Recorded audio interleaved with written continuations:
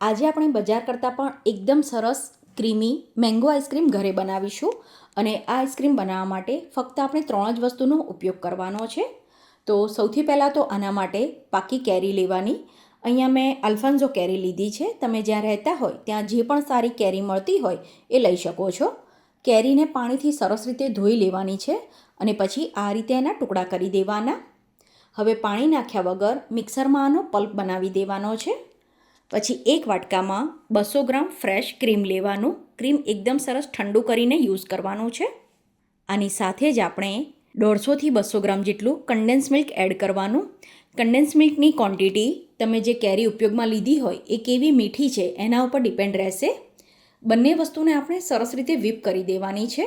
આ રીતે આ whip થઈ જાય એ પછી આમાં જે મેંગોનો પલ્પ બનાવીને રાખ્યો છે એ આમાં એડ કરવાનો. તો આમાં આપણે કોઈ પણ આર્ટિફિશિયલ કલર કે એસેન્સ કશું જ ઉમેરવાની જરૂર નથી. કેરીથી જ આનો ખૂબ જ સરસ કલર અને ફ્લેવર બંને આવી જશે. તો ફાઇનલી આ રીતનું આનું ટેક્સચર આવી જશે. હવે આને સેટ કરવા માટે તમે પ્લાસ્ટિકનો ડબ્બો પણ લઈ શકો છો અને આ રીતનું તમારી પાસે એલ્યુમિનિયમનું મોલ્ડ હોય તો એ પણ લઈ શકાય. અને હવે તમારે આને આ રીતે સેટ કરવો હોય તો પણ કરી શકાય. અત્યારે મેં આના ઉપર ફરીથી પણ એક સમારેલી કેરી એડ કરી છે, જેને આ રીતે નાના ટુકડામાં સમારી લીધી છે. ચમચીથી આને થોડું લેવલમાં કરી દેવાનું અને પછી આના ઉપર ક્લિંગ રેપ લગાવીને આને સરસ રીતે કવર કરી દેવાનું છે.